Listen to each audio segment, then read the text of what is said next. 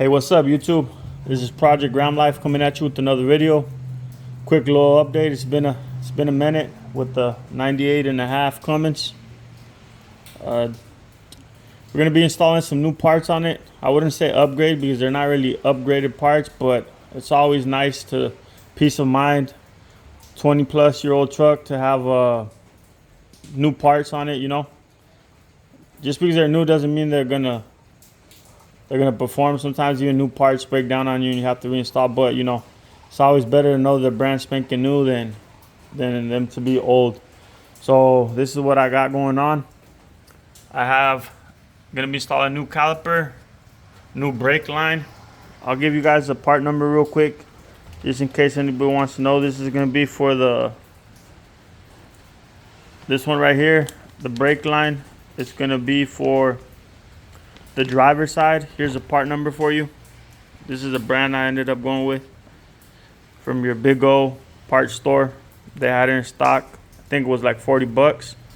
Once again, this is a driver's side, and we have the passenger side right here. It's a different part number, same brand. It's right here.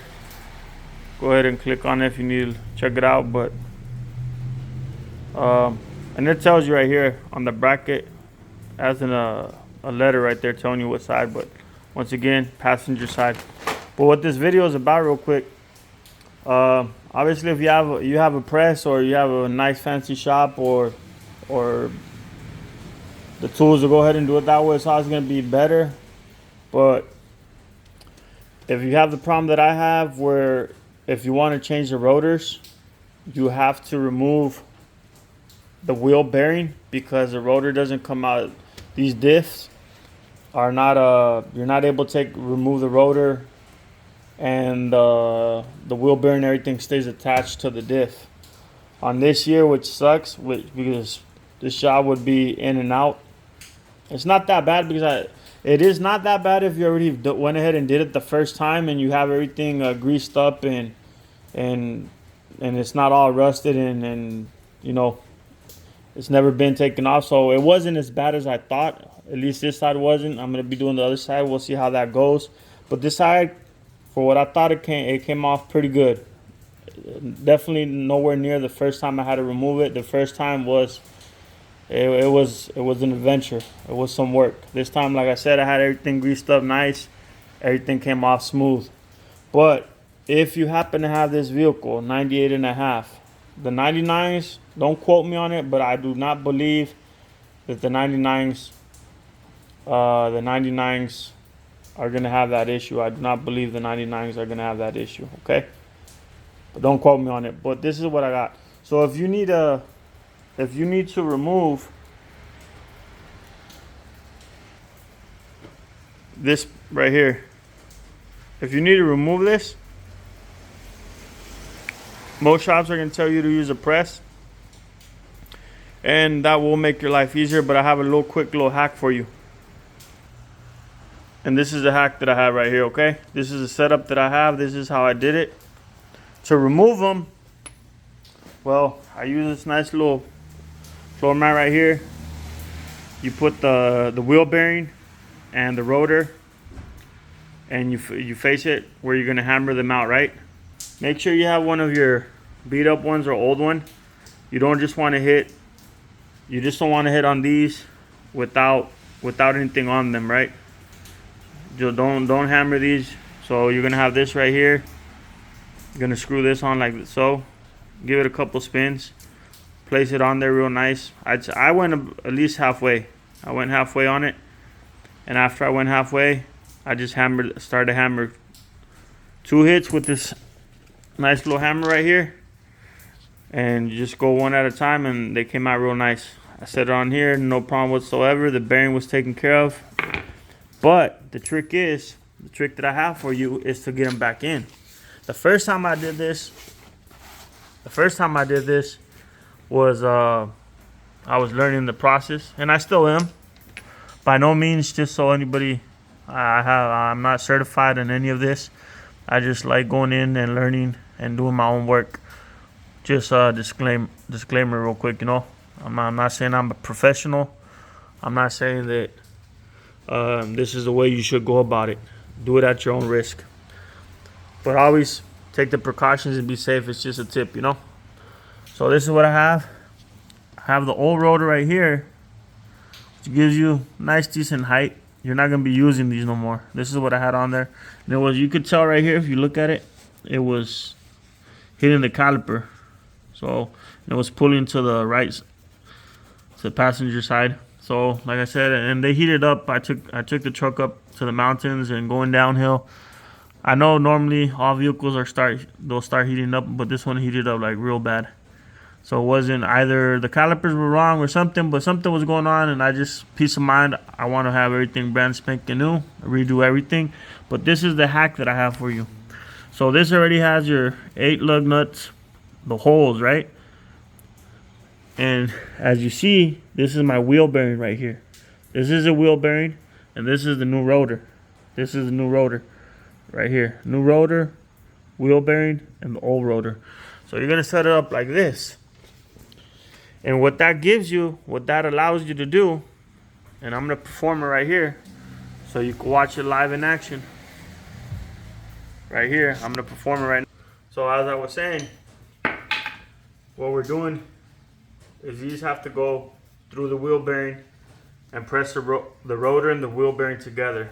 And this has worked out very nice. Like I said, normally if you have a press, I've seen several videos on YouTube, but even on the press, I think they struggle more than this right here, because with this that I just like, you know, just went ahead and gave it a try.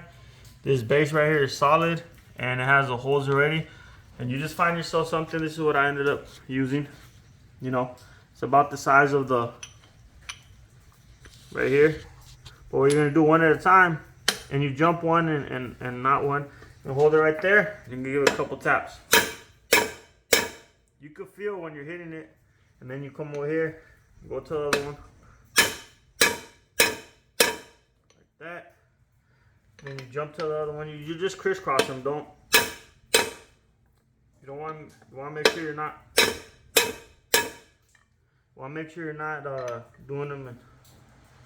Doing them in order. You just crisscross and jump across. So.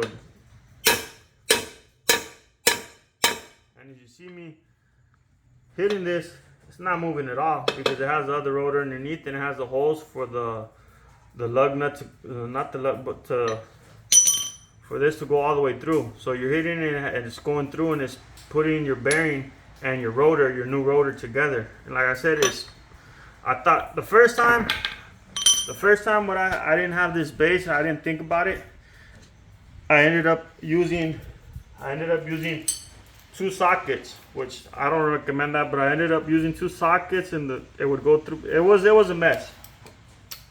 And I did watch videos. I did research for videos on how to do this, and like I said, most of the videos either had a press, or they didn't really show how to properly go ahead and get. They did show how to properly get in there, but it wasn't as easy. And they had like fancy tools or a fancy press. And this, anybody could do it. If you have the old rotor and you're changing the rotor, putting new rotors on, this is the way to go with these trucks that have the bearing and the rotor separated. Like I said, go ahead. 1, 2. You see, they're going in there. Bounce around. You could tell, because you could see. Not only could you see, but when you're hammering down on it, you'll feel that it gets tight. And then you come and look at them, and you'll be able to tell if they're in there or not. When it bounces up, you've seen it. I don't know if you've seen it in the video, but it bounces back up. That's pretty much showing that it's as far as it's gonna go. And you just hit them again. Make sure you watch your hands.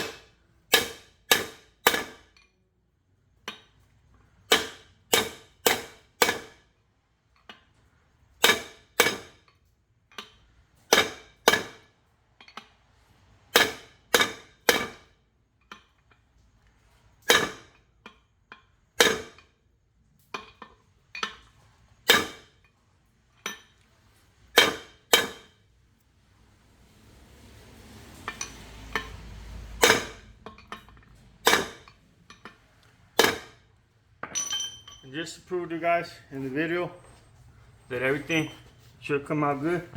I'm gonna flip it around and show you. Bust out of there. And just look how nice and tight that is. That's how that's supposed to look, okay?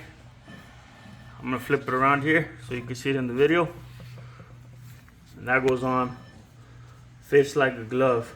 You're not supposed to have any gaps through here, right here. Not supposed to have any gaps through here.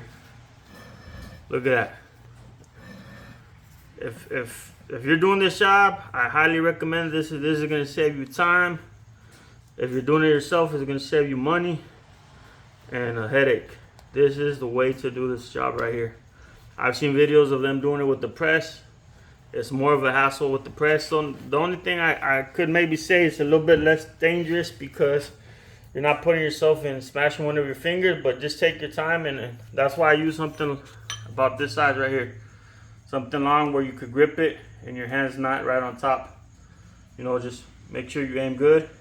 But this is solid. It's ready to be put back on the truck. As you can see, I'll get a close up right here. It's kind of dark where I'm at right now, and I don't have natural lighting, but hopefully you can see in the video.